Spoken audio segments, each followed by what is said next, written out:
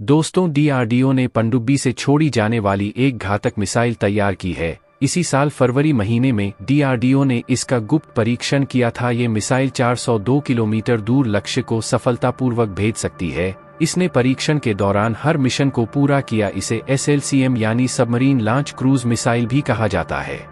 11 साल जिस मिसाइल को छुपा कर रखा था भारत चीन के सर्वनाश के लिए फिर से निकाला बाहर। 2013 में इसके पहले टेस्ट से ही दुनिया में मच गया था बवंडर और डेडली मिसाइल आ रही है दुनिया के सामने। दुनिया में हो गई बड़ी टेंशन। दोस्तों, इस वक्त भारत और चीन के बीच भयंकर तनाव चल रहा है। एक्चुअली इस तनातनी की शुरुआत हुई 2017 से, जब डोकलाम विवाद हुआ। तब भारत और चीन के बीच एक भयंकर जंग होने ही वाली थी, लेकिन इन वक्त पर चीनी सी वापस भाग गई। इसके बाद चीन ने धोखे से 2020 में गलवान घाटी के पास भारतीय सेवा पर धोखे से हमला किया था, जिसमें कहा जाता है कि चीन में भारतीय सेवा के हाथों 40 सैनिकों को खाया था। और अब चीन फिर से वही गलती कर रहा है।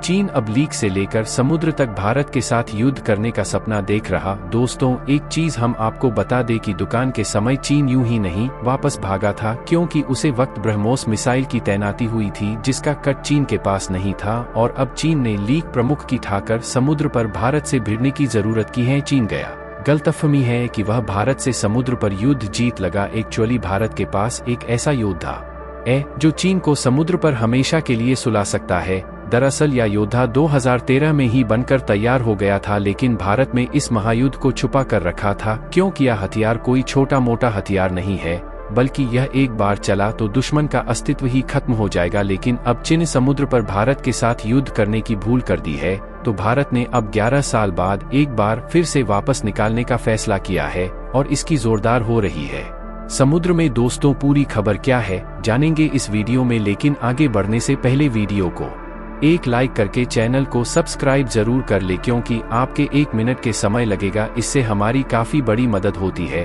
तो यह हथियार कितनी ताकत रखता है, 11 साल बाद भारत इसे क्यों निकल रहा है, इस हथियार को निकालने के बाद किस तरह से भारत समुद्र का शहंशाह बन जाएगा, और किस तरह से चीन 7 जन्म लेकर भी भारत के साथ महायोद्धा का कोई विकल्प नहीं खोज पाएगा, इन सारे सवालों का जवाब हम आपको आगे वीडियो में देने वाले हैं।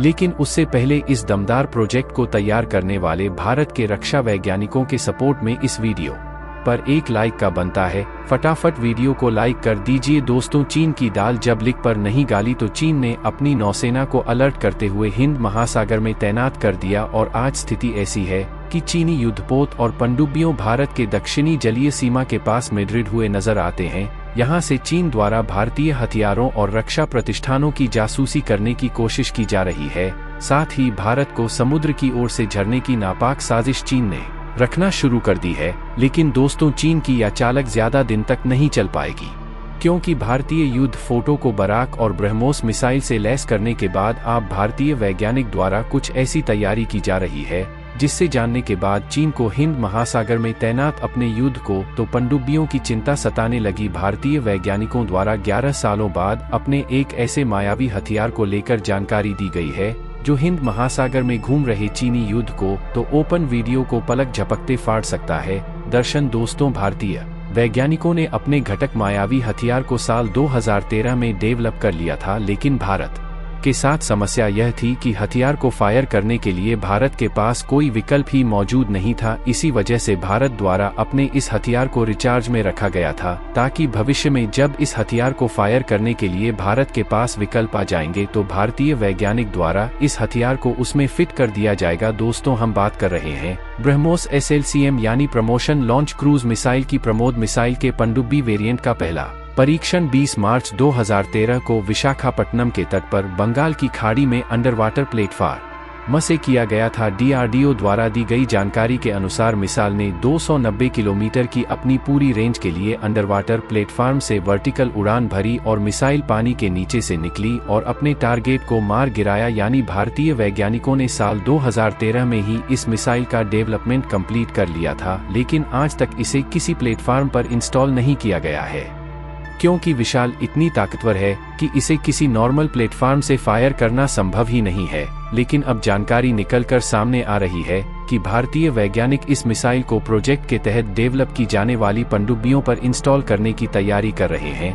दोस्तों, अब यह जानते हैं कि यह मिसाइल कितनी ज्यादा खतरनाक है और चीन के लिए क्यों एक तरह से कल है। दोस्तों, चीनी नौसेना को अकेली निपटा सकती है ब्रह्मोस SLCM मिसाइल, जिसकी कॉपी भी चिन्ह आज तक नहीं बन पाया। दोस्तों, promotion submarine launch cruise missile यानी कि SLCM के पास दो तरह की क्षमता मौजूद है। यही कारण है कि इस चीनी युद्ध बहुत और पनडुब्बियों का काल माना जा रहा है। इसमें से पहले क्षमता है सी इज कमिंग और दूसरी क्षमता है ट्रेन हैंगिंग, यानी लॉन्च करने के बाद यह मिसाइल समूह में पानी के काफी नजदीक उड़ान भरती है, जिसकी वजह से रडार इसे डिटेक्ट नहीं कर पाए जाने की दुश्मन के आधार सिस्टम इसके सामने पानी मांगते नजर आएंगी। इसके अलावा इसमें दो तरह के वारहेड लगाए जा सकता है।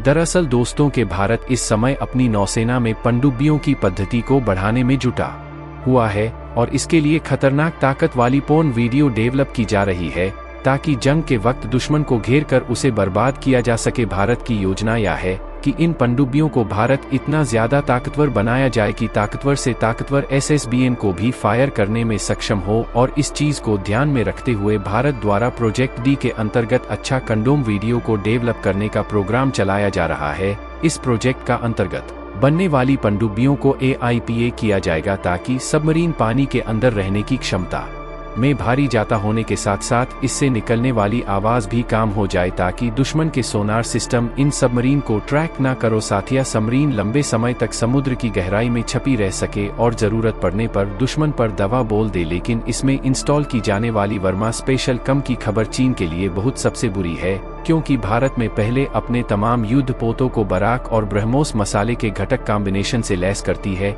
या नहीं, या समुद्र के ऊपर से चीनी युद्धपोतों को टारगेट करने के लिए रेडी हो चुके हैं और आप पाताल से निकलने वाली वन मोस्ट एजेंसियों का सामना चीनी उद्योग और पनडुब्बियों को करना पड़ेगा। दोस्तों, ऐसे में आप अंदाजा लगाइए कि चीन हिंद महासागर में तैनात अपने युद्ध फोटो और सबमरीन को लेकर कितना ज्यादा चिंतित रहेगा। भारत के प्रोजेक्ट के तहत डेवलप की जा रही सबमरीन में ब्रह्मोस को तैनात करने के पीछे एक बड़ी वजह है यह भी कि स्पीड के मामले में अमेरिका की टॉम हॉक क्रूज मिसाइल भी पीछे छोड़ देती है। साथ ही चीन और पाकिस्तान के पास ऐसा कोई डिफेंस सिस्टम मौजूद नहीं है जो इस मिसाइल को इंटरसेप्ट कर सके। इस मिसाइल की मारक क्षमता 400 किलोमीटर है या 2.8 मैक्स की सुपरफास्ट स्पीड के साथ दुश्मन पर हमला करती है। साथ ही खराब मौसम के बावजूद दिन और रात किसी भी समय हमला करने में सक्षम क्या है भारत का प्रोजेक्ट। दोस्तों, आपको बता देती प्रोजेक्ट को अक्टूबर 2014 में मंजूरी प्रदान की गई थी। इस प्रोजेक्ट के तहत एक विदेशी पार्टनर से टेक्नोलॉजी ट्रांसफर के साथ एक भारतीय सेट यार्ड द्वारा 6 पनडुब्बियों का निर्माण किया जाना था। 2015 में एक टेलीविजन कमेटी के रिकमेंड के आधार पर निर्णय लिया गया कि प्रोजेक्ट की खरीद SBM मॉडल के तहत की